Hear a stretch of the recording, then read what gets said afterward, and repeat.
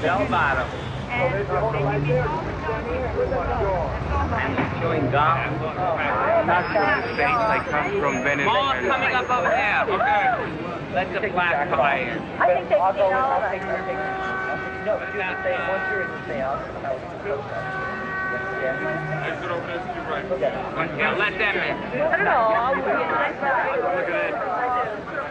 What do you think makes a place hot? Like 54, what was the phenomenon that it became international? People flew in from all over the world just to go there. What made it such a... I don't know. You know, in a club, it's all about capturing a moment. When you walk through those blacked out doors, you're in another world.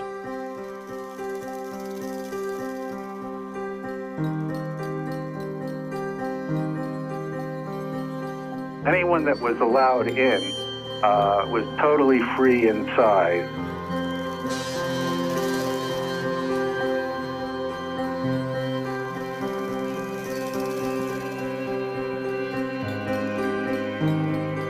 Steve and I had no idea what it would really mean, or that it would last only 33 months. Just captured everybody's imagination. You could be next to Elizabeth Taylor or just about anybody and feel wonderful and good about yourself.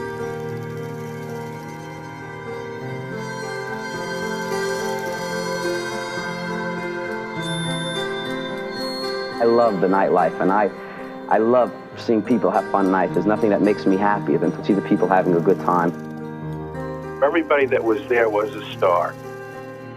Thanks, that makes me feel great. It does, because so much bad came out of it, you know, for Ian and I, that it's good to think some people think of it like that. The owners of Studio 54, Ian Schrager and Steve Rubel. 24 agents raided the Chic Disco this morning. It's up to 10 years in prison. What was your reaction when you learned that your partner had been arrested?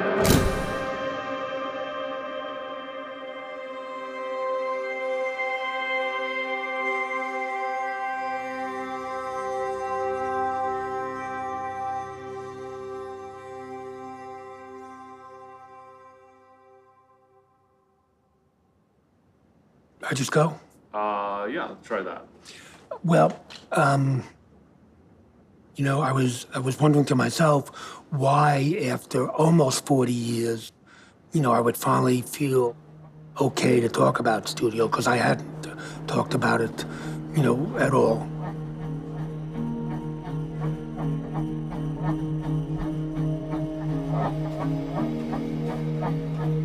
Now, at a point in my life, that it doesn't sting as much after all this time the way it used to sting. There's only two people that could have told this story, Steve and I. That's why I'm happy to finally tell the story as it really happened. All right. You haven't seen the book in a few weeks, so we should look at everything, and I have to ask you a couple of questions.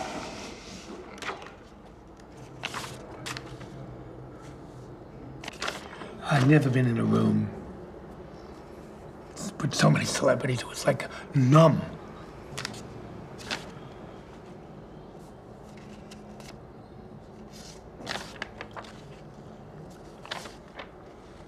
So we need a picture here.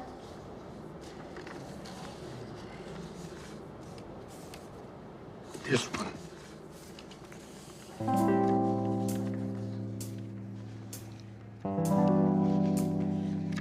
My friendship with Steve was always very close.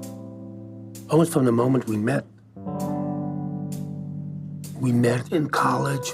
We both came from Brooklyn.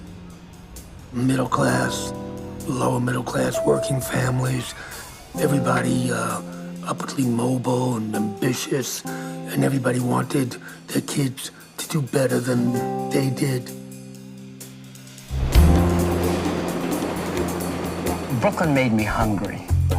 My father was a tennis pro, and I played tennis, and I visited these estates, and I saw how people live, and you just see this whole other life. You were very well aware of the difference between what they had and what you had. Somehow tennis expanded the universe, and you saw that there were other possibilities. We chose as much as possible to try and pursue those avenues of success.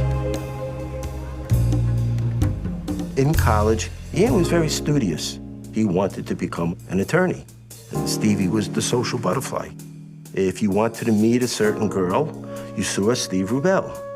If you needed to know what courses to take, you saw Steve Rubel. He knew everybody at Syracuse University.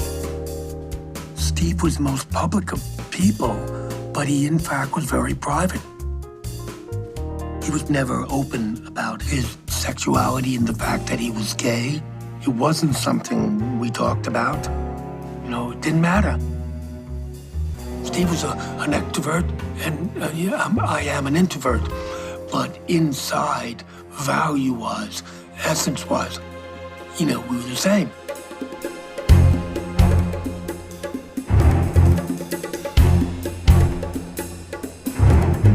After he graduated, I got a job as a lawyer, and Steve was working on the steak restaurants. Steve was very interested in doing steak restaurants in as many places as fast as he could possibly do it.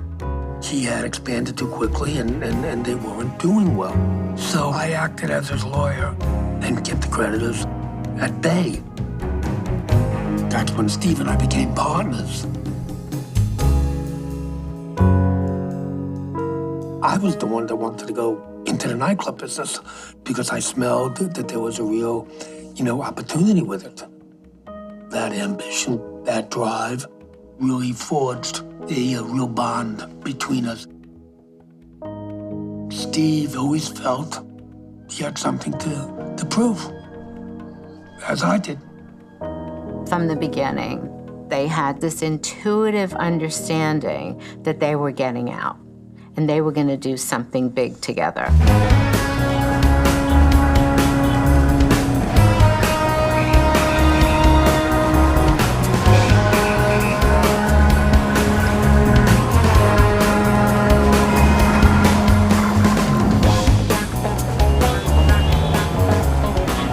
Vietnam War ended and Watergate ended, and everybody all of a sudden was tired of being concerned about outside forces, and they said, I want to have some fun. They were tired of being serious, so everybody went out and went wild.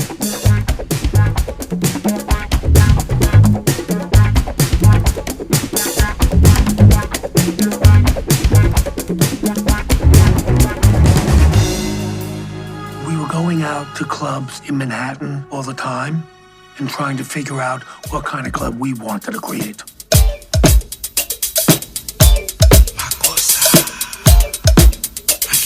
Gay clubs were some of the first clubs that had disco music.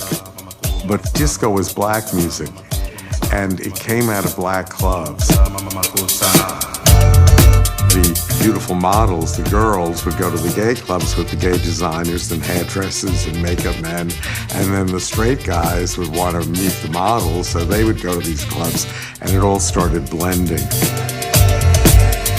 For me, as a New Yorker, I'm telling you, this was revolutionary. And it was the first time that it felt like people were non-judgmental.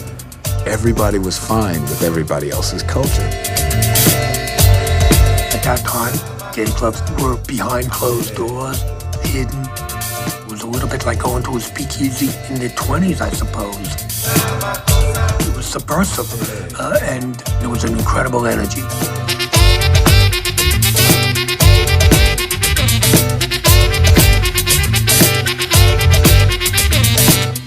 We wanted to tap into loose, intense, sweaty, dancing fun that was happening happening there and take it up a notch.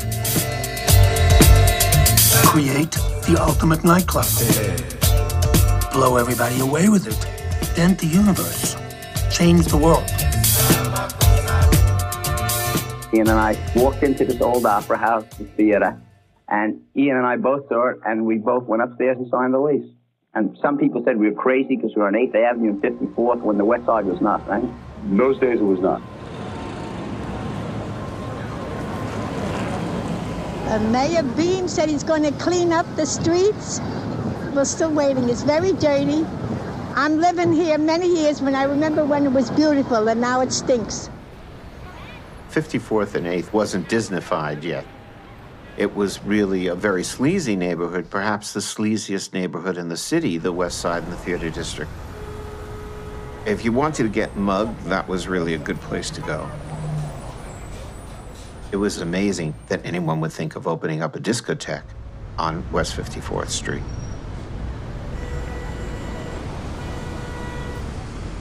In the 20s, it was built as Opera House, and then it used to be a CBS television studio. And there were some really big-time shows that were there. Time now for everybody's favorite guessing game, What's My Line? What's My Line? Captain Kangaroo? The $64,000 question? I mean, these are big-time television programs. They had all moved to LA, and it sat empty for a long time.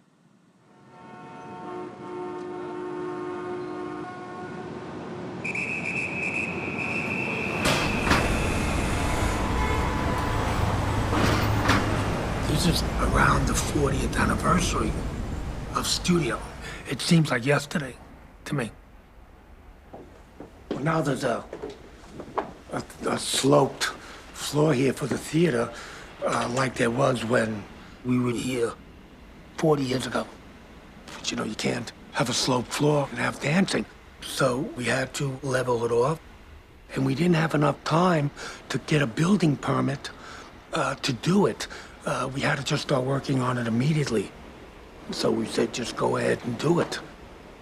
We had a guy on a tall ladder with a paintbrush that was maybe 30 feet long, that he was painting the ceiling, and someone kept moving the ladder. Yeah, I worked 30 hours straight right up to the opening. Yeah, and it was that kind of unbridled energy, you know, that got this whole place built in 6 weeks.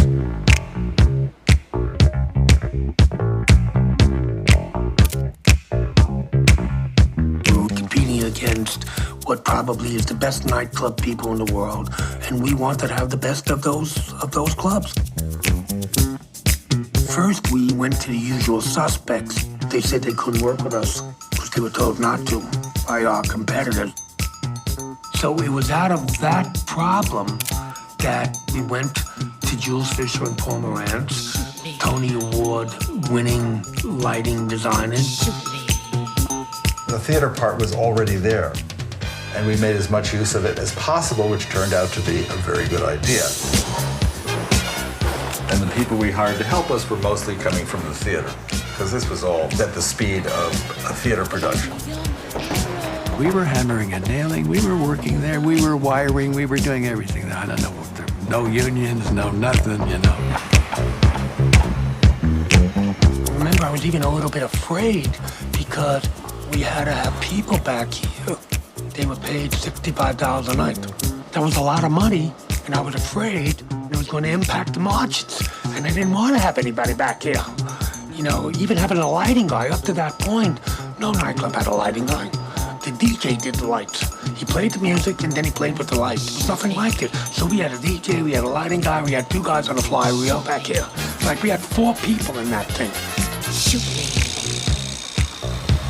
There's still some old CBS residual stuff around here, too. CBS left a lot behind that was just lying here for years.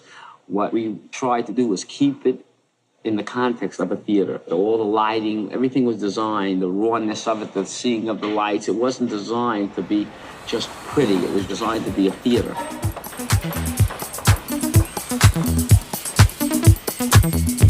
There was just a tremendous amount of detail that went into the dance floor. And of course, all the interior design. You know, we had a race ahead and we're doing everything instinctive.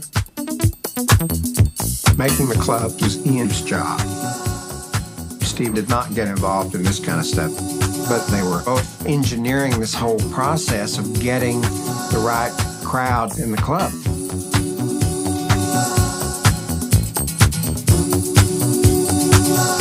Ian and Steve shared the same office, and Steve was always laying on the couch.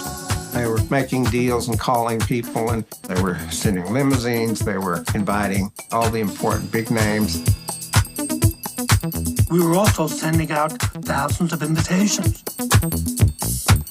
All those things contributed to the groundswell, the buzz.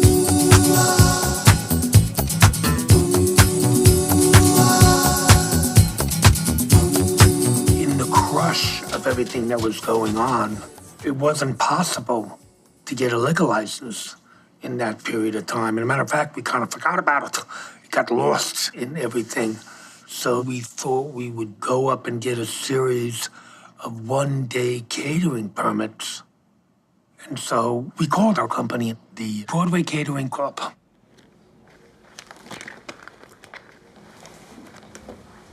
This is the first article ever written on Studio. And this is the Anna Wintour piece. Then we saw this, says Stephen Rubell, leading a tour around the forgotten theater that is, even as we write, becoming New York's newest discotheque. How much did it cost? $400,000. I remember that. No, it was more because we owed him money. We owed him money. How much? Yeah, probably another $350,000, $400,000. Yeah, it was close to $700,000. Are you sure, Jack? Because I always remember 400. Yeah, no. Who did you owe money to? The contractor. And, you know, that made me nervous because I was on the hook. You guys weren't. We didn't have anything. Jack, why did you do this? Steve and Ian had a club, the Enchanted Gardens, which is where I met them. We had done a bar mitzvah for him. And I think at that time it was the first time that anybody had actually done a discotheque for a bar mitzvah. Enchanted Garden was the first nightclub that Steve and I did. It was a club for the kids in Queens. The first night, Steve went to the bar to hang out with the people, and I went up in the DJ booth to play with the lights. It's not over yet. Our fabulous band from Fiorucci are going to give you a couple more treats, and then we hope you'll join in and dance with them. It was at the Enchanted Garden that we started to throw these extravagant parties. We learned the business and got our feet wet in Queens. But we always wanted to do a nightclub in Manhattan, which was the big leagues. As of tonight, the disco goer becomes the performer. During the night, you'll have sunsets, sunrises, fog machines, snow machines, wind machines. There'll be a tornado about 1:30 at night to get the people. Every night at 1:30, there's going to be a tornado. Right, tonight at 1:30, there'll be a tornado. Where do you take shelter around here? Oh, we hide upstairs in the balcony. You can also retreat to the balcony if you don't want to become one of the performers down there. In fact, they encourage you to come up here. Whether you come up here to spectate or not, they give you these binoculars. Christy Fair, Channel 11 Action News, on the balcony, out of the act, at Studio 54.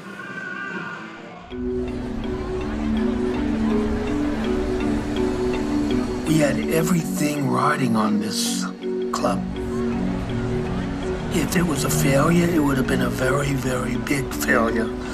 And if it was a success, it would have been a big success.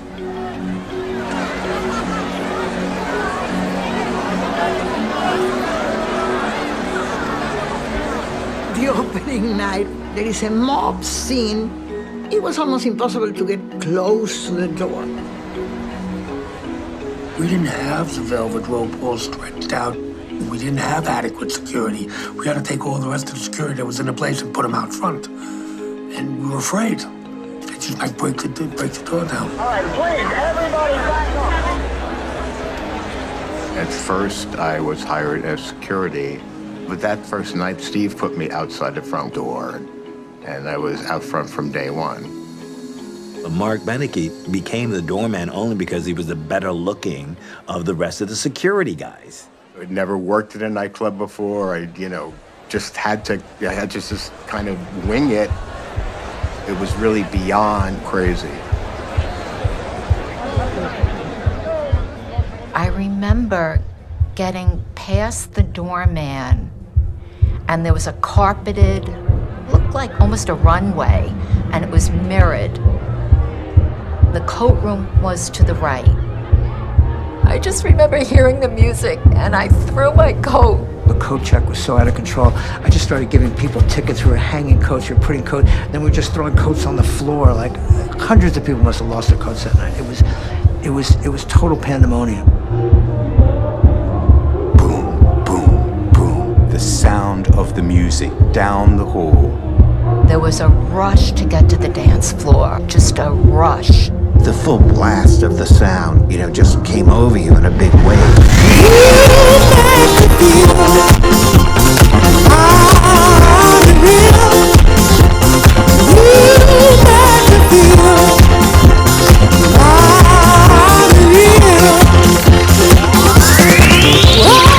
The drugs was profound, and they were all uppers. No one was on a downer that night.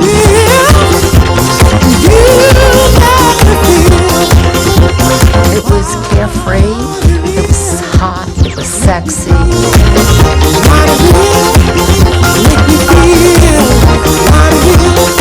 Something happened from that first night opening party.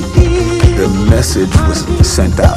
It was like, boom, this was the spot. They invited the people that everyone else wanted to be in a room with.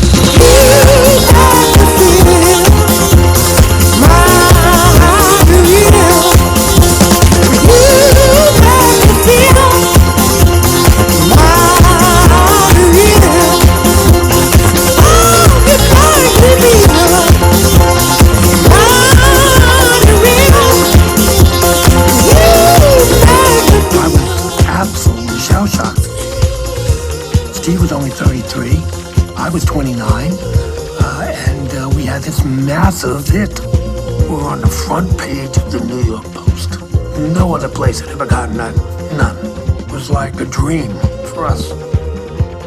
Then it was just a question of feeding the monster.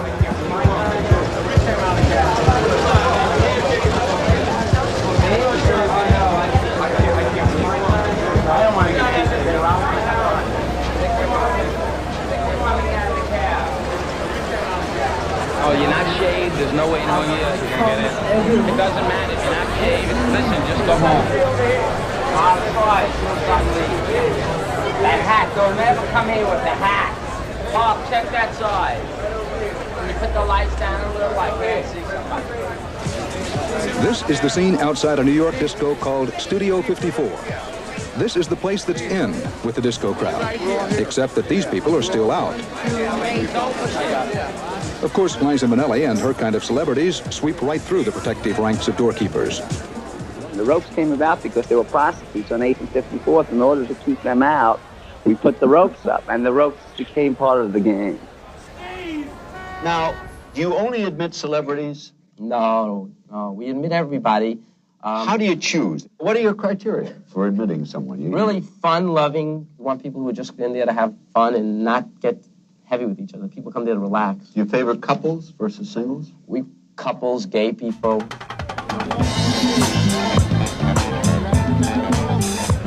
Going out in those days, it was all about ego. This was one's lifestyle. If you didn't see somebody at Studio 54, it meant they couldn't get in. And what did that mean?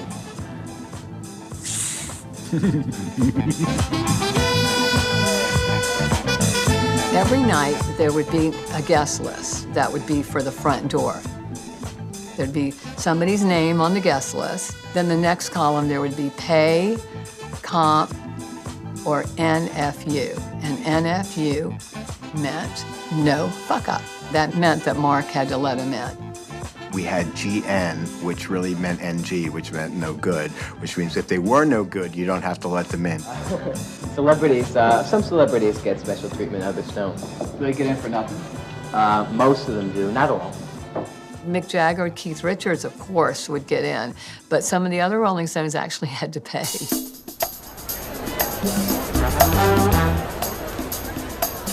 Friday and Saturday night, you know, the so-called bridge and tunnel crowd used to come in.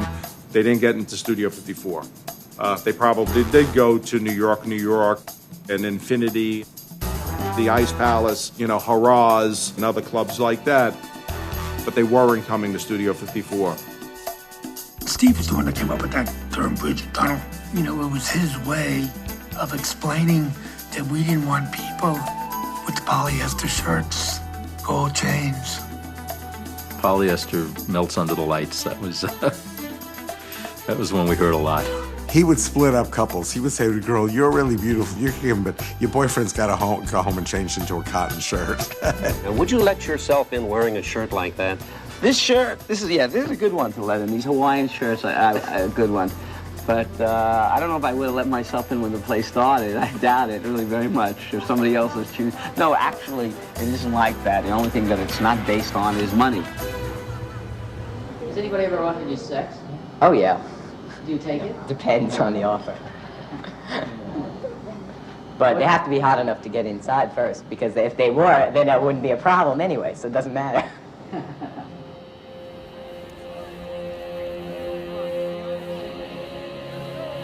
If you look at the photograph, it's more slightly hopeful throng. You see occasional waved hand and a little grin trying to catch the eye of Mark Benecke or Steve. It's like the damned looking into paradise. I don't know. Last time I was here, I got in right away, so I don't know. I guess they either like the way you look or they don't. If I knew what their policy was and how they selected those who are permitted entrance to the inner sanctum, I might even alter my personality and my dress in order to pass inspection. But they apparently keep it a secret. There was a passion to get in, and a resentment and a hatred if you didn't. We didn't care. We just wanted the success.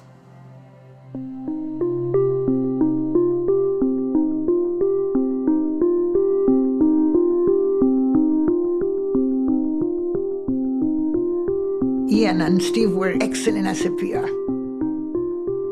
Steve just loved getting on the phone and talking to the press and letting them know who was there, what went on, and we got more press than anybody else.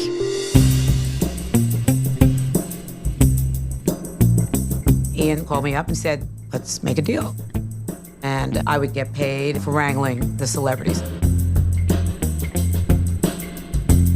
If I generated PR around that person, I would get $500 for the cover of the Daily News. If I got them on the cover of the New York Post, it would be an additional $500. And then if I got them into page 6, it'd be like $150. So any celebrity that walked in pretty much got on the cover of the New York Post or the Daily News. It was huge news. Anything that happened there was on the cover of the newspapers, was double pages inside, and there were celebrities there every night. Everyone felt like they had to be there or they were missing out. There was this paradigm shift away from reading about crime and sports heroes, and people became fascinated with celebrities. It was the beginning of the age of celebrity. We were there at the right time, and we wrote it for all that it was worth.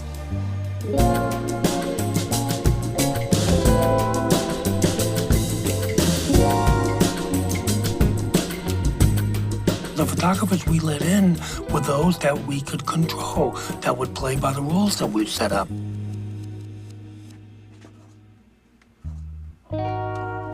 Here's the Studio 54 box. Here's some of the pictures that I've taken. This is a great shot. of Elton John, feeling the boobs of Divine. I did miss Bianca, but I got Dolly Parton kissing this horse. In the limousine, I got this great shot of Liz Taylor in the limousine. I call it Fat Liz.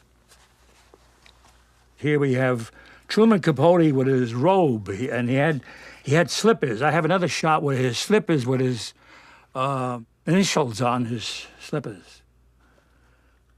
There's Ian Schrager at the stage door looking for an arrival of a celebrity. I don't know which celebrity he was looking for, but Ian was very nice. He was an introvert. He was rare, actually. It was a rare time I got that picture. He didn't like publicity like you see. Here's a braggadocio. Here's a braggadocio. Steve Rebel. Here I am. Look at me. He's there with the stars, big stars, small stars. He wanted exposure, and he got it. He got a lot of exposure. He's in the pictures.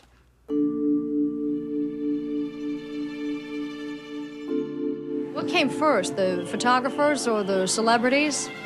I think the room, it being an old studio, an old theater, it's in the lights, and that has a lot to do with it. I mean, you have to build the nice mousetrap to attract the mice.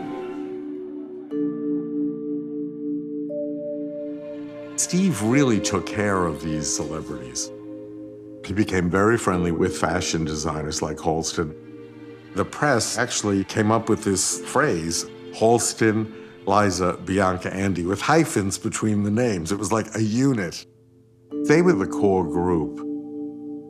The studio got so much publicity that it made all of these people more of household names. Hello, Stephen. Hi. I go out of my way to take care of them, make them feel comfortable, honestly, because I get up on it myself. This was really his dream. His dream was to be the best friends with everyone he saw in the newspapers and in the magazines growing up. And they were. Hi, Michael. Come on in. You can come right in. Hi. How are you? You just walked in. How are you? Michael, this is Jane Paul. Here, come sit over here. How do you do, Michael Jackson? Fine. Good to see you. Come here a lot? Oh, God, yes. Why? Because, well, I think I like the atmosphere of Studio 54. I've been to a lot of discotheques, and I don't like them. What's Honestly, the difference? all around the world I've been. I don't know, the feeling. I mean, the excitement of the props coming down and the balcony. It's just exciting, honestly. People take good care of you here? Yes, Steve's very nice. What's Stevie like?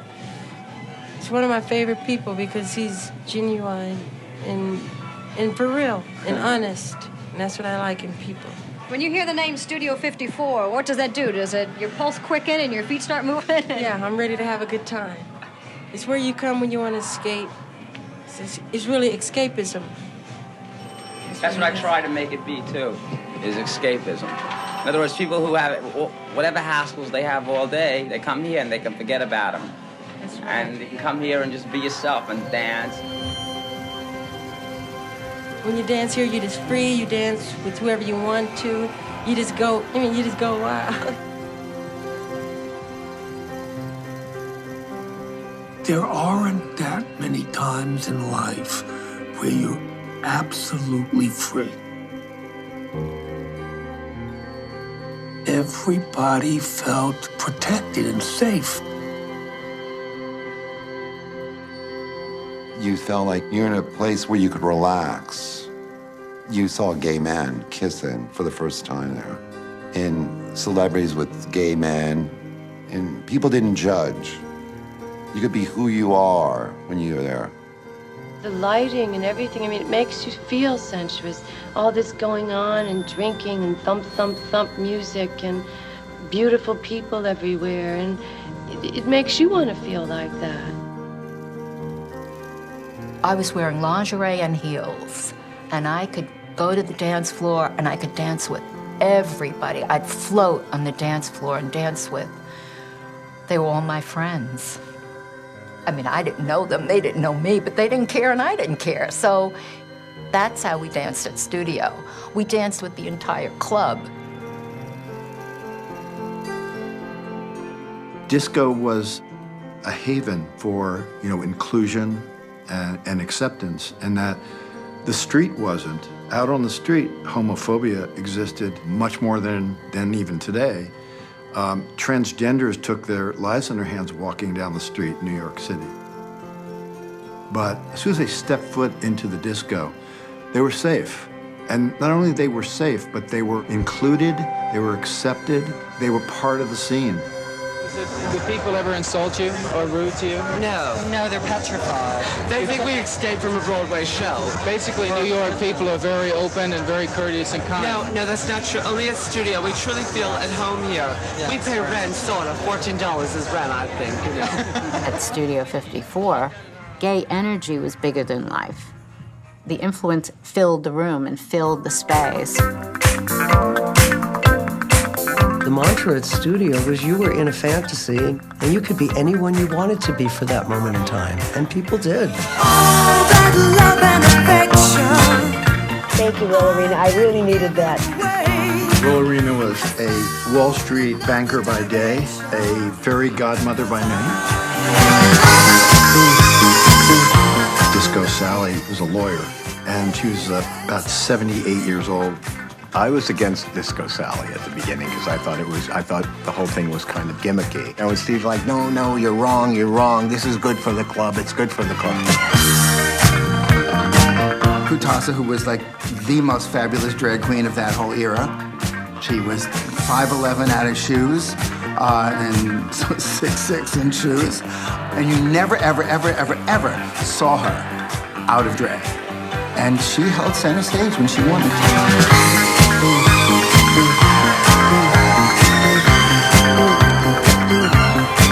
What's really beautiful about the studio, the combination of people. If you put just the beautiful people, so-called, together, then they are used to seeing each other. They might even get bored of that. But if you mix them properly, which was the case of the studio, with all the bizarre characters and the transvestites and all that, they like the combination. I think it was a wonderful cocktail.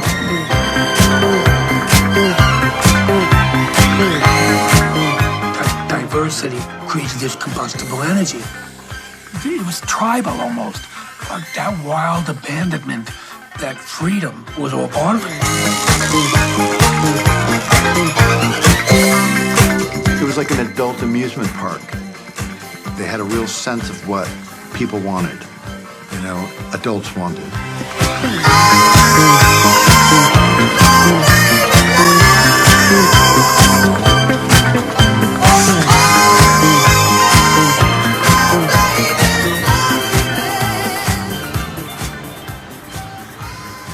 In the 70s, there was this kind of window of opportunity between the invention of the pill and the advent of AIDS. So even if you weren't promiscuous or sleeping with someone different every night, you felt like you could. Love was in the air. Sex was in the air. In the balconies, it was dark. People would make out and maybe somebody would give somebody a blowjob. Same thing in the bathrooms.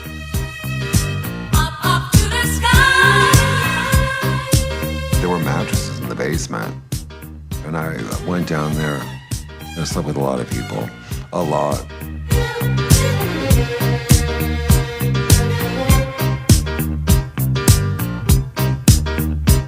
Gay people had the advantage, but no one was getting pregnant. So basically, you could just go out there and have a blast, and you could have sex as much as you want, and there was no repercussions, and why not? Because you're supposed to now. It's all about freedom. You could try anything.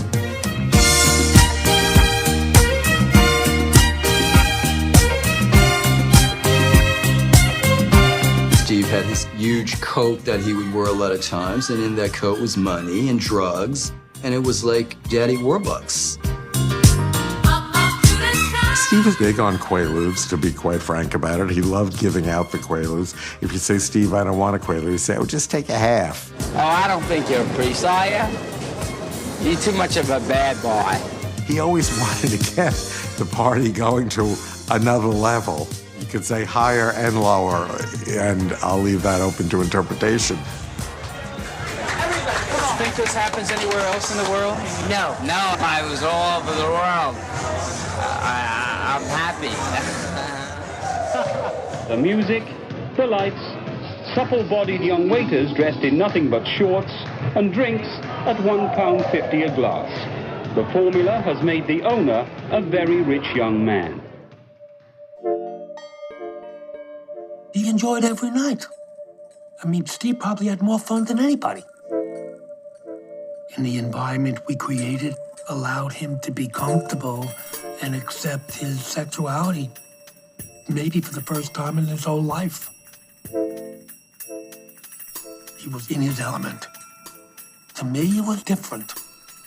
I didn't want to walk through the crowd and have to be poked and people say hello. All the time that Studio 54 existed, you rarely saw pictures of Ian or read anything about Ian. Ian was behind the scenes, but he was the brilliant mind in designing in a way that had never been seen. People were just obsessed with what he was going to do next. There was a theatrical quality of the place that I'd never seen before. It was an experience, touching like pretty much all of your senses.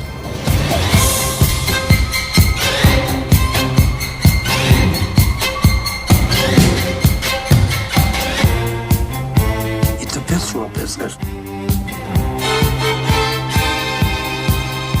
You have really no discernible product except the magic you create.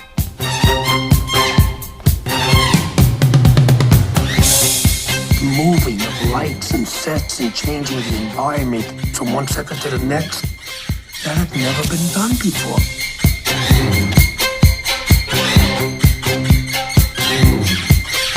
Ian really created a world of fantasy.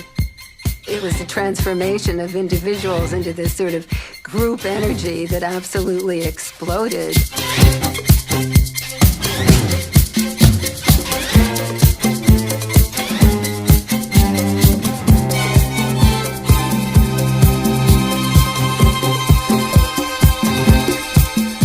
Ian really is a genius for creating experiences for people. We went right up to the edge in every single aspect of it. Building code, modalities, taste levels, social mores, everything, right up to the edge. It would cost as much as $40,000 or $50,000 just for the one night. We wanted to break down that barrier between the audience and the performers and introduce the idea that anything could happen, and it did.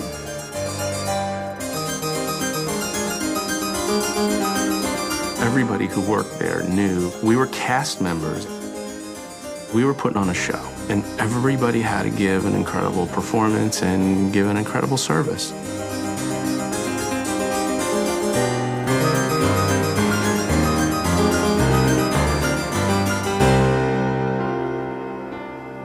I was addicted to Studio 54, without any question.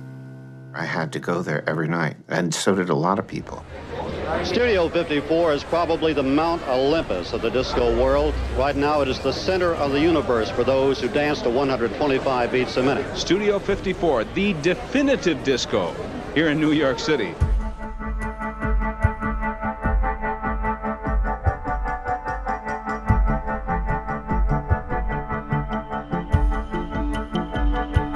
So excited, so high on the success that I would count the money at night, which I enjoyed. You know, dump the money out of the bag, kind of arrange it, and then split it up. And, you know, and I would make 3 piles and bring in a pile for Steve and a pile for Jack. One thing that I think if you hung out there you did notice was that they changed the cash register receipt roll in the middle of the night. That began to get out. People began to notice that. It was about the exhilaration of having this great success on live stream. We had the best crowd in the world. We had the best press. We had the best club. We were #1. suddenly on top of the world. They were living in a dream, practically. It was becoming so much fun that they were losing touch with reality.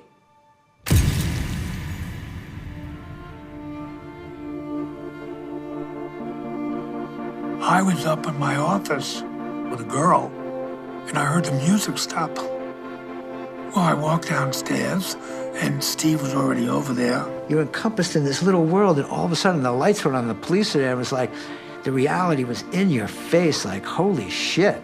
We were both under arrest.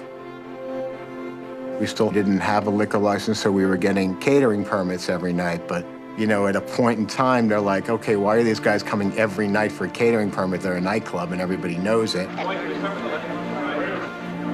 Roy Cohn was our lawyer at the time. I had called him and to help us.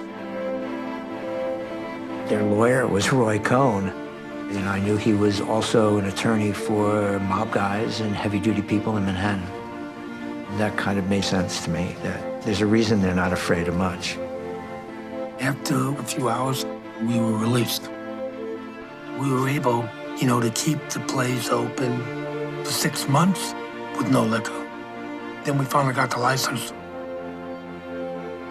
I have a picture of me and Steve holding the liquor license when we got it. And from that moment on, we felt like we conquered the world.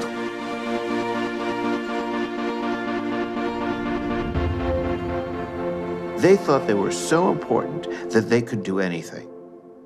But people started to get angrier and angrier at Steve Rubell and at Studio 54 because they couldn't get in. Let me in. Open up the door now. I'm world business champion.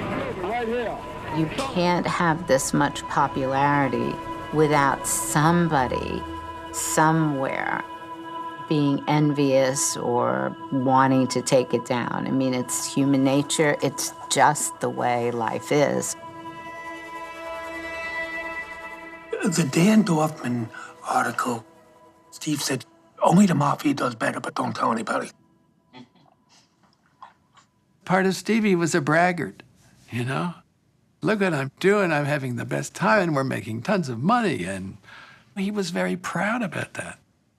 I thought it was the stupidest thing I'd ever seen, and when I called him, I said, you're asking the IRS to just come knocking at your door? And he said, no one's gonna bother me.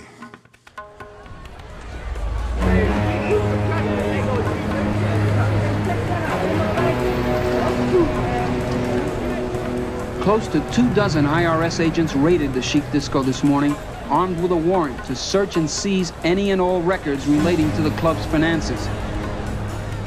We got raided on December 14th, 1978. December 14th, it was just a terrible day.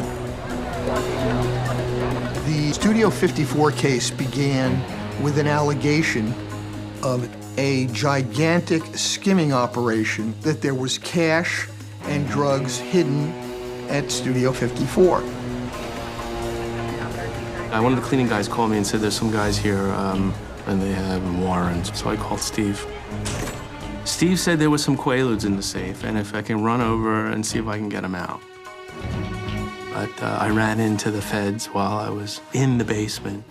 And they said, you're the manager? I said, yeah. And they said, well, come on, you know, open the safe.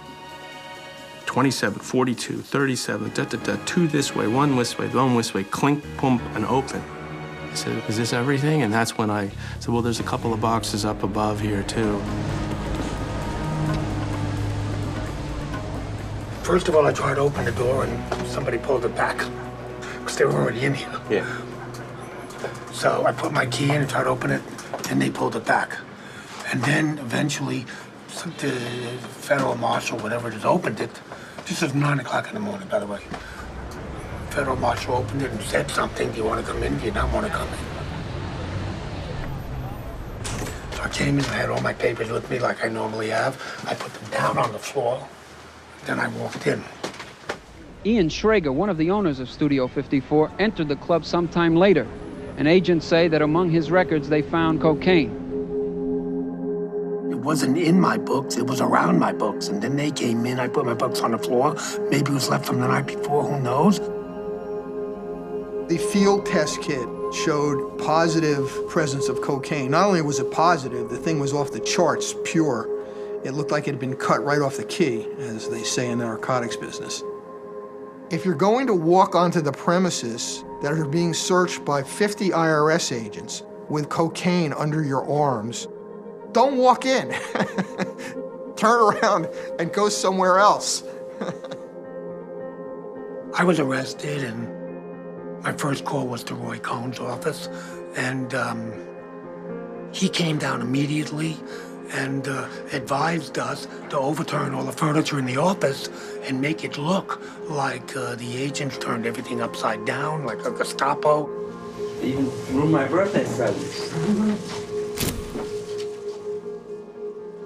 And it got everybody even more pissed off at us because it wasn't true. And they said they were very careful to keep everything very neat.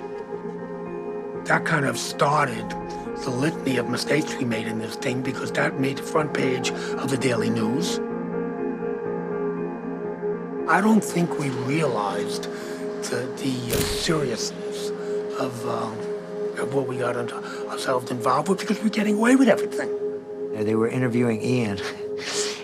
Ian was sitting in a chair with the chair turned around, leaning on it like this, like defiant, kind of like with like, fuck you. You'd think he'd be scared, but he wasn't. He was pissed. 7 hours after the raid began, co-owner Steve Rubel emerged with lawyer Roy Cohn, who blasted the IRS. Well, you tell me one other instance in American history when 23 Internal Revenue agents at the beginning of an investigation, before they even go to a company's accountants or lawyers, come in and raid a place, tear it to pieces, open up everything in sight. If that's ever happened before in America, I've never seen it. Well, what was it? Wasn't cocaine? It was not in his briefcase. They do not allege it was in his briefcase. I've read the complaint, and I was in court, and you weren't. Is there any catch? What do you got? Wait a minute. We have to fight to get a lawyer into this place. I came in through the front door to get in. It's the first time I had trouble getting in here. Take it for a tour. I don't make out the tax. You can take it for a tour. That's a piece of the building. That's a piece. That's one piece of the building. Steve, what is the reaction? What about the cocaine? I don't know anything about that. I really don't know anything about that. Are there any other drugs on the premises? I don't know anything about any other drugs. Did you know anything about drugs on the premises this time? No, I didn't. Absolutely not. What was your reaction when you learned that your partner had been arrested? I'm very fond of Ian. We went to college together. We met in college, and he's a good guy. And of course, I was upset. Was coke used common at Studio 54? No, I like Roy said. I don't want to really comment on anything to do with the legal case of it, but you know. Steve, look this way, please. Thank you. I feel like the president today.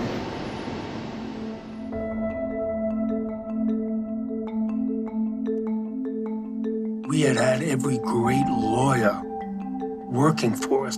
You know, we had one of the lawyers that had represented John Mitchell in Watergate. We had James Neal, who had sent Jimmy Hoffa to jail. We had Arthur Lyman. We had Mitchell McGovern, who was part of Arnold and Porter, where Abe Fortas came from, and he was the Supreme Court Justice. We circled the wagons, and we got ready to fight the government. There are, incidentally, 37 lawyers working on behalf of Schrager and Rubel. When they were raided, it was real schadenfreude here in New York City. They finally got what was coming to them, people felt. They had their loyal friends, but nobody was running around with their head in their hands, oh, poor Steve Rubel, poor Ian Schrager.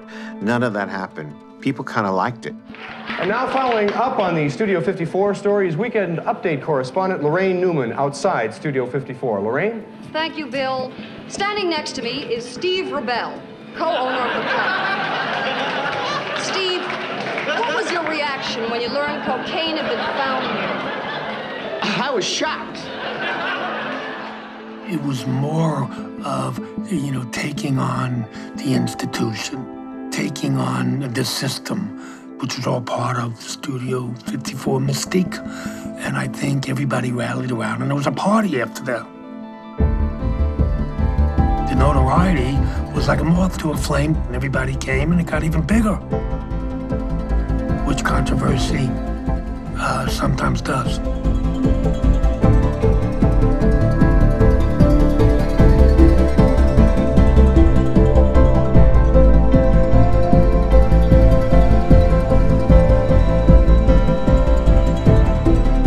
A lot of people say, well, Rubel was shooting off his mouth about don't tell the IRS this and don't tell the IRS that. That was not it. This case came about strictly because of an informant who was very unhappy with his treatment at Studio 54 and knew where the records were kept.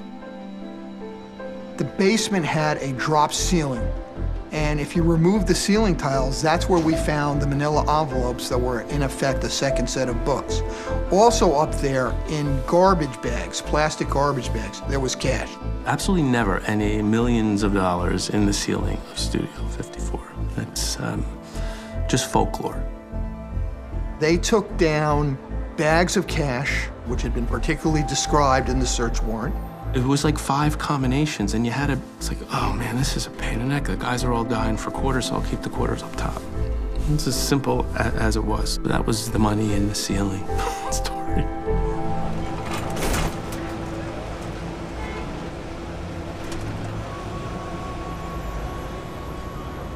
There was also cash in a safe deposit box that belonged to Steve Rubel that we got a warrant for, and we drilled the box. We got cash out of there. There was also cash in his apartment. There were secret doors behind bookcases. Steve had $900,000 in cash, 5s and 10s, stacked. The feds came, took all that. I was driving around with $400,000 in the trunk of my car. It could have been stolen, it could have been towed. I mean, I was parking in garages. It was ridiculous.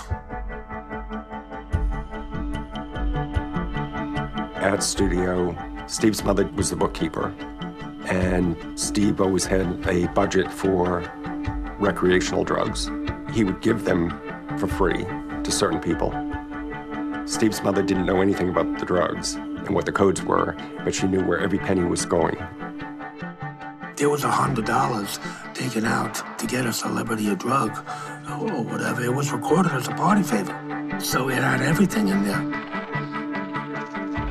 There was one envelope.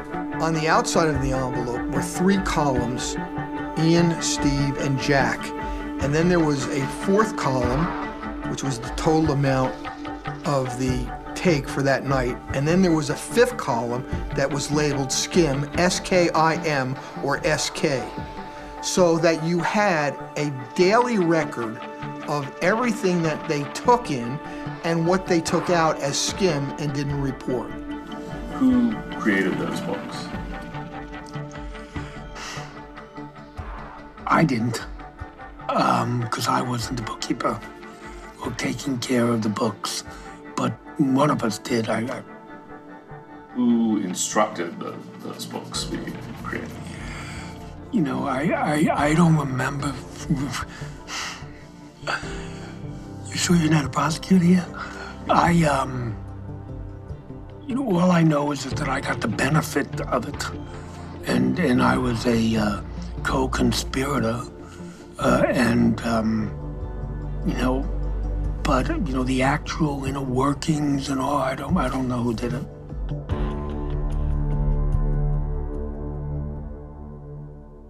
In the 33 months that they were doing, I think there was SKIM of $2.5 or $3 million, an astronomical amount to SKIM, which was ridiculous. I mean, if you're going to skim, you know, skim 10% or 20, you know, not 80%. They were really, you know, pigs about it. Well, this was the Richard Nixon of skims. We just went way over and way beyond, you know, anything that was even remotely possible to go unnoticed. Steve Rubel and Ian Schrager are totally and completely innocent of this claim for additional taxes or any kind of evasion of taxes. Cohen charges there was only one partner to blame for the troubles at Studio 54. That's the man who keeps the books. His name is Jack Ducey. He secretly pleaded guilty to charges last week, and he now faces up to 5 years in prison. Jack Duché agreed to cooperate and to testify against Rubel and Schrager in the grand jury and at the trial if one was necessary. What happened wasn't his fault. He had a whole family. He would have never done it. I never asked you that. No. But that's what I always felt. Were you, Jack, were you It resentful? was very difficult to put reins on the success. You know, who am I? First of all, I was older than them. And, you know, I didn't need the money. I wasn't doing it for the money.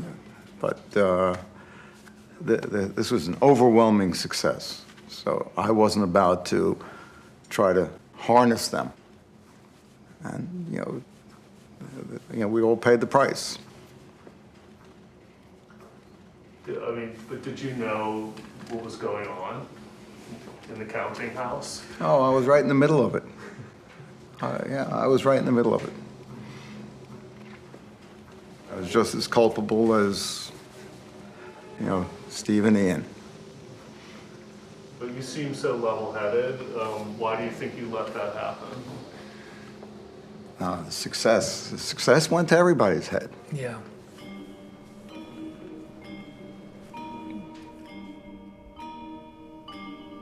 I was assigned to the Organized Crime Strike Force, which deals mostly with organized crime, in particular, at that time, the Italian Mafia.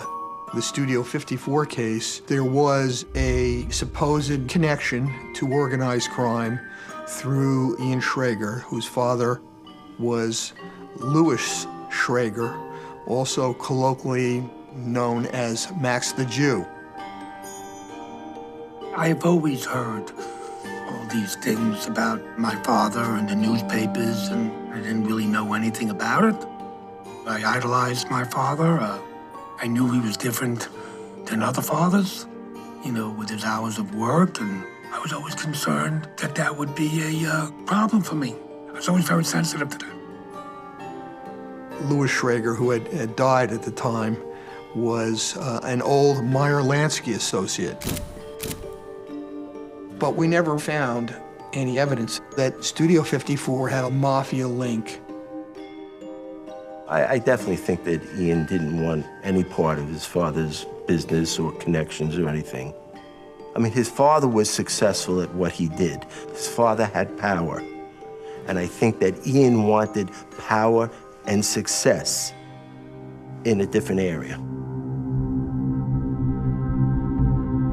Three owners and the manager of the Studio 54 disco were indicted today on charges of income Steve tax Rubel evasion. and Ian Schrager were slapped with a 12-count indictment. Now Ian Schrager and Steve Rubel face up to 10 years in prison and fines up to $20,000. They had this ball of fire that nobody in the world had.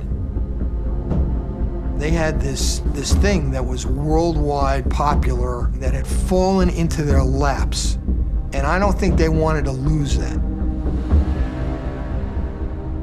During one of the meetings, you know, the lawyers kept saying, well, you know, you have to try and trade something. It was August 25th. I remember Steve telling me, I hope there's a war in Iran. I said, what are you talking about? He said, I just don't, there's a story that's going to break and I just don't want it to be big. The Justice Department is investigating an allegation that White House Chief of Staff Hamilton Jordan used cocaine during a visit to New York Studio 54 discotheque last year. The White House flatly denies the allegation, saying the people making them have a clear interest in making false and sensational charges so they can bargain for lighter sentences. To accuse the White House Chief of Staff of asking to buy cocaine in the basement of Studio 54, I mean, didn't Steve realize he now was going to have the White House against him?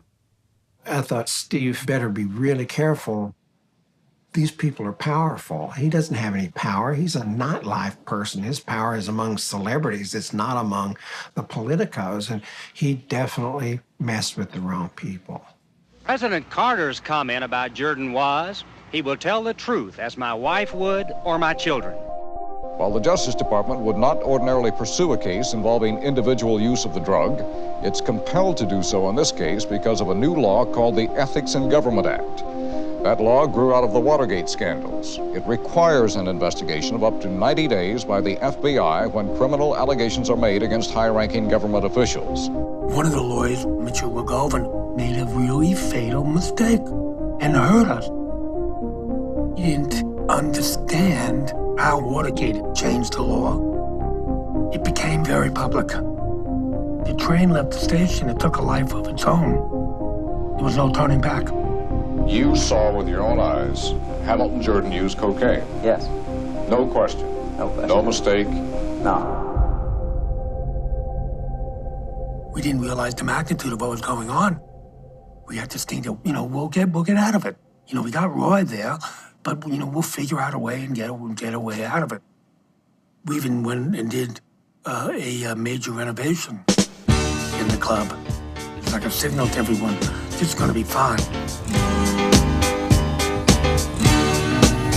What do you do when you're under indictment for tax evasion and fighting Hamilton Jordan in your spare time?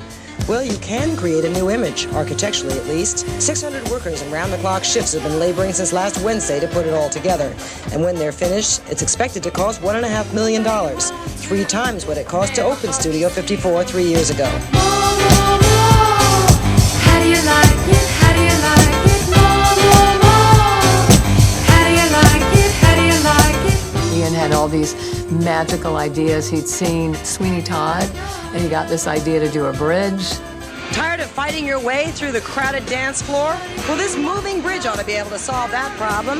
It can carry 25 tons in weight and will be able to move 250 people over the heads of the dancers to the other side of the room or to the balcony at a speed of 45 feet a minute. Of course, the story goes that they had to cover the balcony in rubber so they could wash it down more easily. Were you aware that you were creating a sex pit? Yes. The answer is yes. How do you like it? How do you like it? More. How do you like it? I love Studio 54 so much. And I thank you for making all my evenings a lot more fun. What can I say? Oh, just say thank you. Plead guilty. The charges are flattering. I don't plead guilty to any charges. 2 owners of the trendy Manhattan discotheque Studio 54 pleaded guilty today of defrauding the government of more than $400,000 in taxes. Today, Rubel and his partner Ian Schrager were charged with skimming $2.5 million from the receipts of Studio 54 and lying about it. 12 counts in all. They admitted to 2 counts of tax evasion. The government dropped the rest. We didn't want to plead guilty to a felony because you can't have a liquor license if you're convicted of a felony. So this whole thing was to protect Studio, but it just got out of control. We were out of our league, and we were forced to plead to a felony. Come on down a little bit. Well, Roy, did anything go wrong with the plea bargaining? Listen, when you have about 37 lawyers involved in anything, something's always going to go wrong. Is it working? What made you do it? Was it greed? Too much money too fast? I made a mistake. Did you ever make a mistake? Why did you wait so much? Are you and Schrager still friendly after this? He's my best friend. I love him dearly. When we got in trouble, the press, turned on us. It was the first time in my life and in Steve's life we couldn't talk our way out of it. It was like we couldn't shake it. Things seemed to be closing in on us. When you go through something like that, it either makes you closer and stronger or it tears you apart. In our case, it made us stronger. We rose and fell together. A federal judge today sentenced Stephen Rubel and Ian Schrager, owners of the New York discotheque Studio 54, to 3.5 years in prison for evading almost $500,000 in income taxes. He also fined each man $20,000. It didn't hit me. There was a complete emotional detachment. I was numb. Our life was over. That we didn't even know.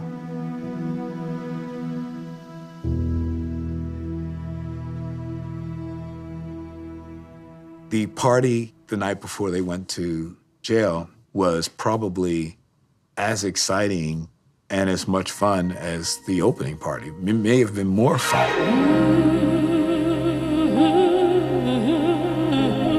Andy Warhol was there, Calvin Klein.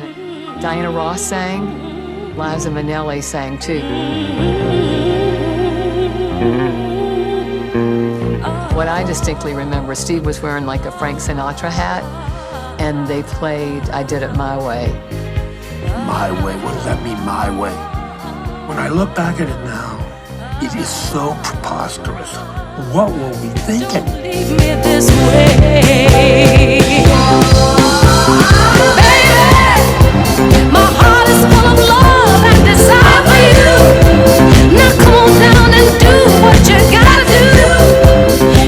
That night, the music was still intense, the dancing was still intense, and it was fabulous. Come on, satisfied. Partying that night, I remember all I wanted to do was dance. And I was so high on drugs, I really didn't realize what was going on. I mean, I didn't think the party was gonna end. That feeling of invincibility permeated the whole process. Don't leave me this way. Don't leave me this way. No, don't leave me this way. No, don't leave me this way, baby. Don't leave me. It was enormous denial, from beginning to end. Not sure I would have made a party to celebrate the fact I'm going to jail the next day. I don't think they prepared at all. And I think the actual going to jail was just a terrific shock for them. The owners of New York's flashy discotheque Studio 54 surrendered to federal authorities today. They reported this morning at the Federal Metropolitan Correctional Center. Meanwhile, the state liquor authority has filed 7 charges against the disco.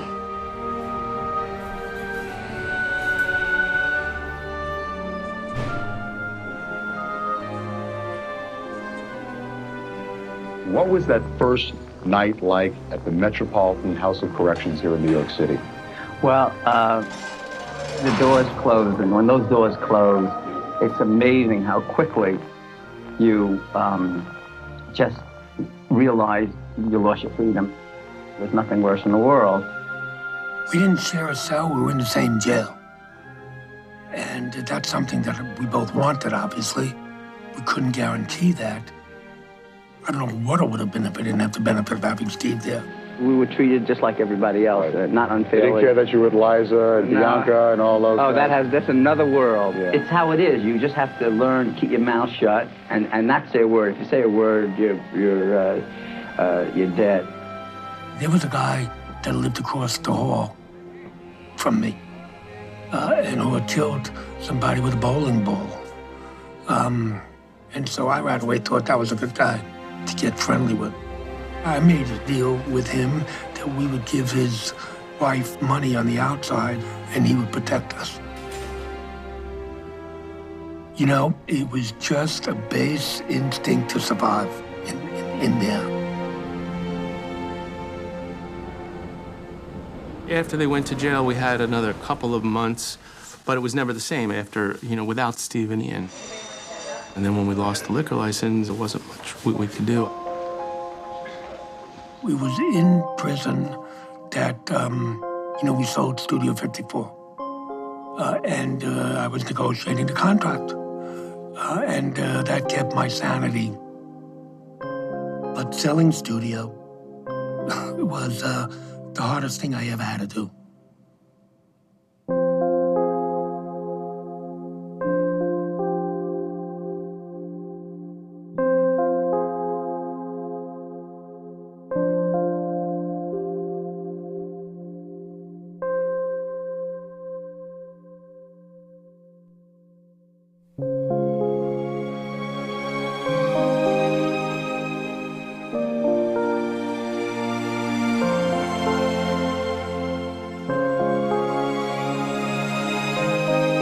The whole thing, it was like a vortex of, it was all just going down the tubes. And everybody just faded back to where they came from. You really feel like all these people are really going to be your friends for life. They love you. And then you really find out, well, that's really not the case at all. The phone calls stopped coming. The invitations to great parties stopped coming. All those things just stopped. And that was a rude awakening for me. The disco era was over.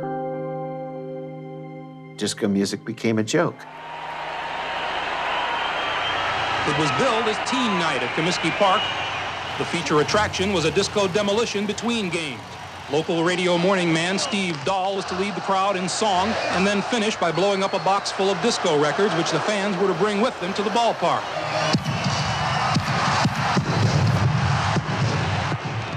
Disco Sucks was almost a backlash against Studio 54 in a way. If you think about the economic situation in America, it was the worst financial recession since the Great Depression. And you think about what Studio 54 and what disco life looked like to somebody working in the Midwest who now lost their job and is never coming back. You blame it on all these people. You blame it on gay people. You blame it on black people. You blame it on women. There was this ground-swelling resentment. People, were pissed off. We upset the status quo.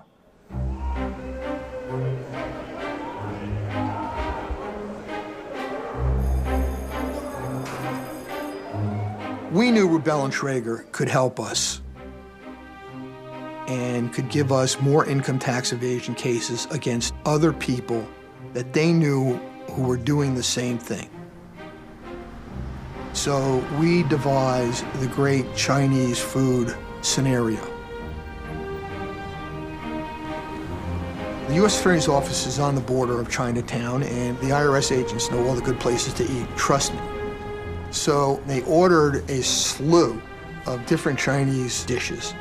And I had Steve and Ian brought over, and I had 2 chairs set out just outside my office so that the smell was kind of wafting out into the hall. And they're looking at it, and they're hungry. We really tried everything. We were under all kinds of pressure. The government had all our records. It isn't as if, we named names, but we would have had to perjure ourselves if we didn't answer questions about the nightclub owners of Bonds, Infinity, and New York at the time. They were like kind of our enemies. We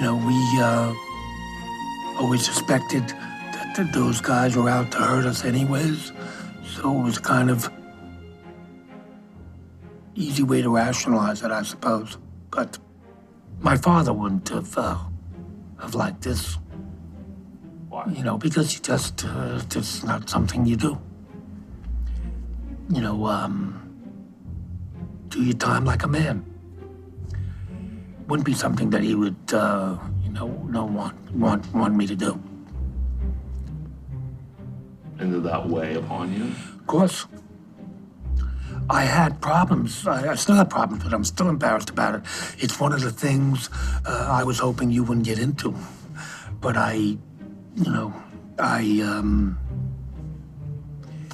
it's just part of the story, I suppose.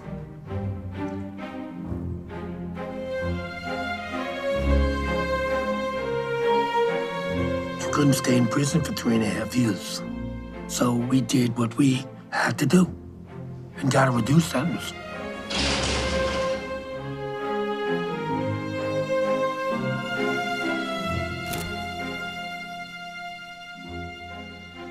When we got out of prison in 1981, it was a whole different world.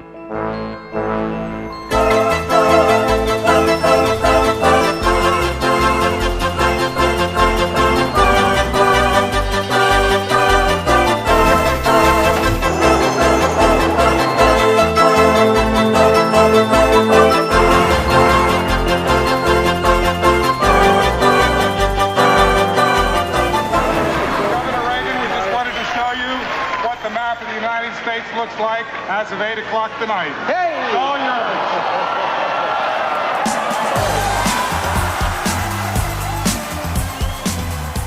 You had a different administration in the early 80s, and suddenly it was all about making money. It wasn't about abandon, it wasn't about equalization. It was about massive, obvious success and a dollar uber alles. Downtown became more downtown. The Mud Club really became dominant in protest against the yuppies and the Reagan administration.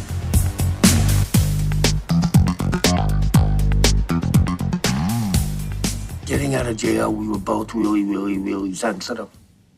Both unsure of ourselves.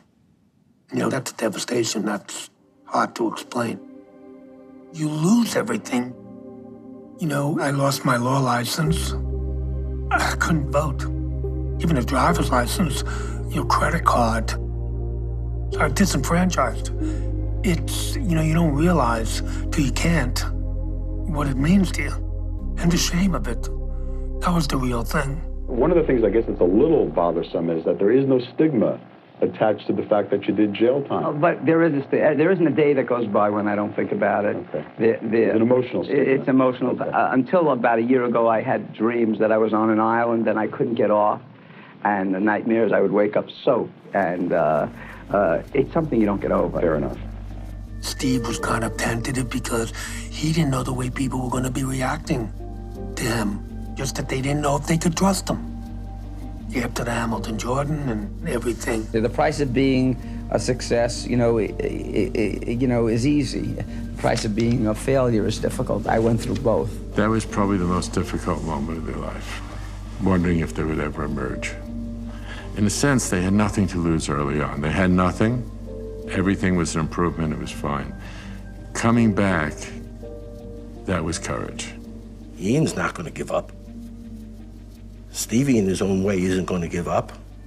They both had the same DNA when they went in and when they got out. They'll take on any challenge, and they did. I mean, I believe they were plotting to come back in prison. Of course. The day they got in, they were thinking about what we're going to do when we get out. Despite Rubel's plans, post-prison reality was harsh. It took 3 years before the two could find the capital to finance their next venture. A string of luxury hotels that catered to the same kind of eclectic crowd that used to hang out at Studio 54. They immediately began channeling their efforts into purchasing prime Manhattan real estate, becoming part owners in several chic hotels, including the Royalton and Morgan's Hotel on Madison Avenue. We wanted to be in the hotel business, but we had to prove to the banks that we could borrow $14 million and pay it back.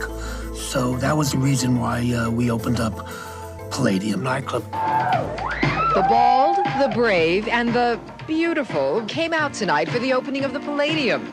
It's an incredible thing that with Steve and Ian out of the picture for 6 or 7 years, really nothing has come along to replace them. And now they're back and bigger and better than ever. I had hesitations about everything I did because I had made a mistake and I had not felt so great about myself for a while. I got a second chance and they couldn't ask for anything more. When we did the Palladium, this was the first press piece we got called Come Back Kids, where I came out from the shadows. The story was as much on me as it was on Steve. Steve was a little bit upset about it. And the story disrupted that balance that existed between Steve and I all those years in terms of him being out there getting all of the attention and me being in the background and not getting any. It was a new dynamic. I remember it took him a little while to get over it. We should point out, for better or for worse, Studio 54 is no longer. Yeah, I read in the paper the other day it was just closed, but... How did you feel about that? You know, I'm almost a little of, it's something of the past, and I so not want to dwell on the past, sure. The good or the bad. I'm always futuristic in what I can do next and what opportunities we can, you know, that Ian and I can come up with, and, you know, life is so exciting.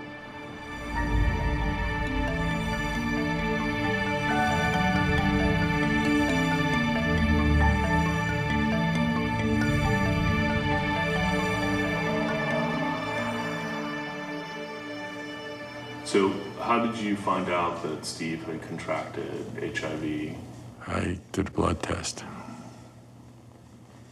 Did you suspect that he was becoming ill with that? He had some symptoms, not of HIV, but they were vague symptoms. And I was the one that told him he had AIDS, yeah. You have to remember, AIDS at that time, it wasn't a disease.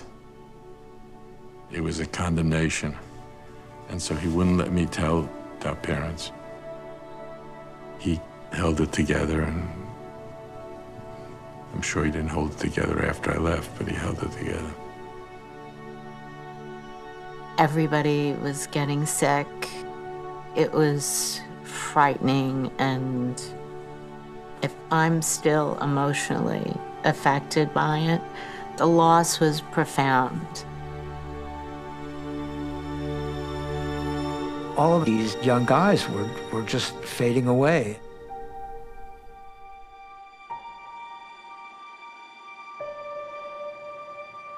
Half the bartenders, half the people that did the sets, the kids that painted, they're not with us anymore. It was devastating. The impact that these people had on the community, on the culture, on New York City, such an incredible loss. Culturally, it changed everything. Steve is that kind of guy that, if he did something the night before that might have been a little embarrassing, you would see him the next morning and he would act like nothing happened and get away with it, and that would be the end of it. Where somebody might come into the room with their tail between their legs, terribly embarrassed. So Steve was always able to get away with it. This one thing you didn't get away with.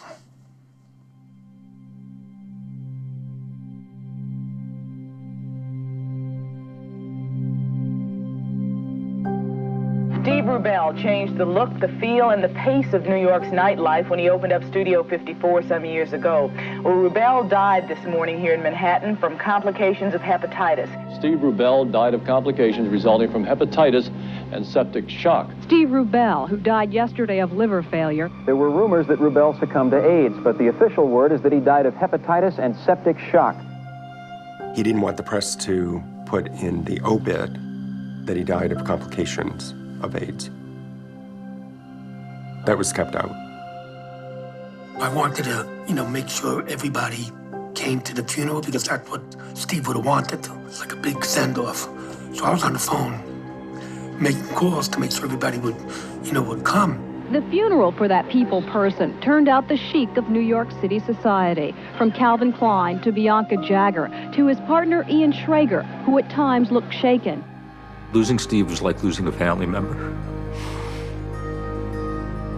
So it was a very difficult day and a very difficult time. I think it hit every one of our studio family who knew him felt the same way. After the brief service, some from Rubell's past said they saw his death as emblematic of the passing of an era. He gave a magic to the city. And the city always needs magic. And it always finds its marker. And Steve was it for an awful lot of years. Steve Rubell dead at 45. And Mrs. Rubell said to me, "Why didn't Steve ever get married?" And I realized then that I'm not sure that she really knew that he was gay.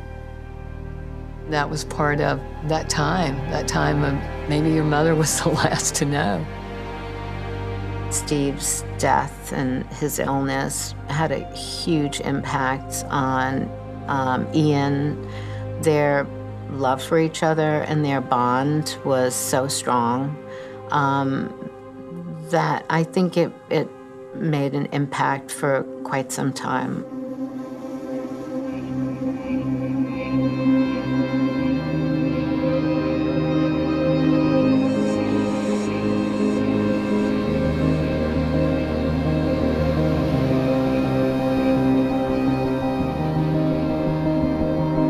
I met Steve, I think I was 18 or 19, and the friendship blossomed right away, and I was friendly with him for all that time, right up to 1989.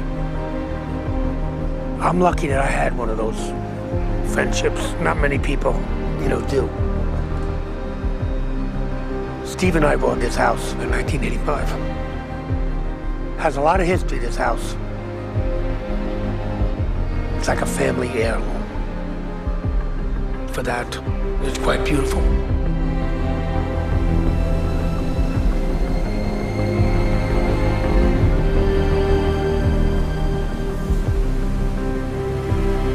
How did the death of your partner, your best friend, affect you? It was devastated. It was a personal loss. Steve and I were really like husband and wife.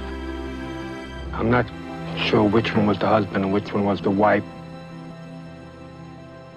We vacationed together, we shared a house on Long Island together, we worked together. He was the last person I talked to when I went to sleep. And so it was a personal loss, more than anything else.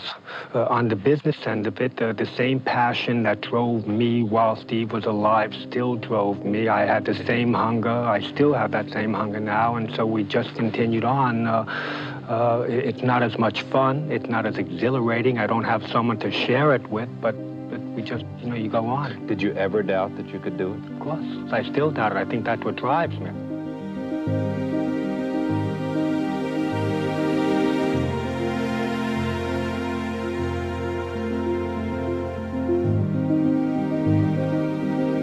It's not a surprise to me that through all these years, Ian has evolved and reinvented himself and taken that core of who he is to where he is today.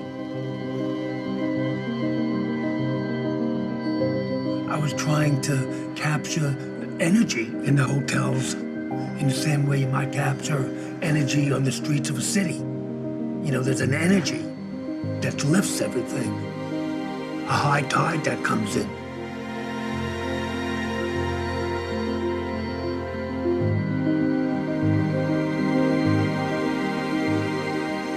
That was the same thing with studio.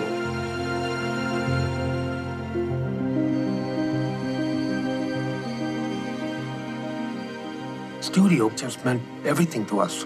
What we had gone through together, both of us ingrained with that desire to be successful. I didn't get it as a lawyer, and he didn't get it as a steak restaurateur, but we both got it together with studio.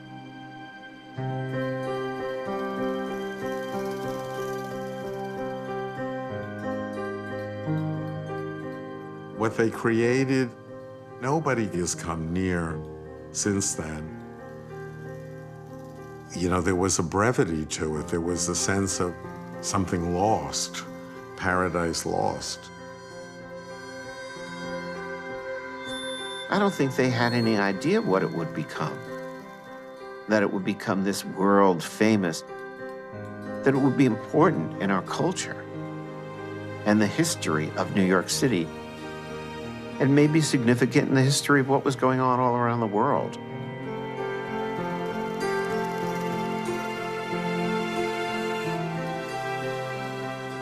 Studio wasn't a nightclub.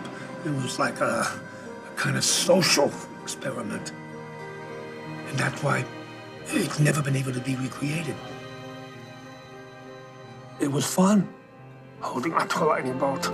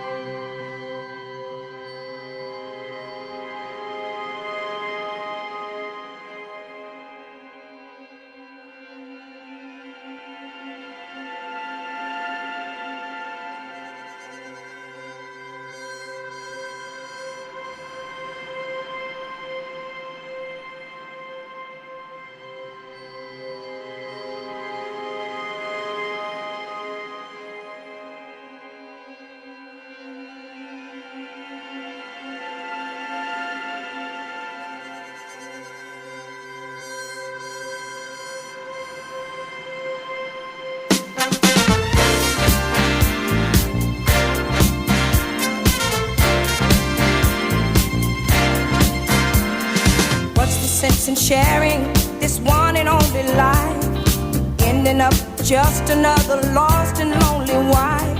You count up the years and they will be filled with tears. Love only breaks up to start over again. You'll get the babies, but you won't have your man, while he's busy loving every woman that he can. Say I'm gonna leave 100 times a day. It's easier said than done when you just can't break away. Oh, young hearts, run free and never be hung up like my man and me.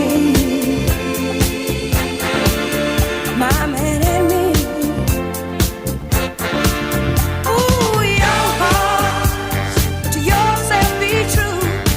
Don't be no fool when love really don't love you. Don't love you. It's high time now, just one crack at life. Who wants to live it in trouble and strife? My mind must be free.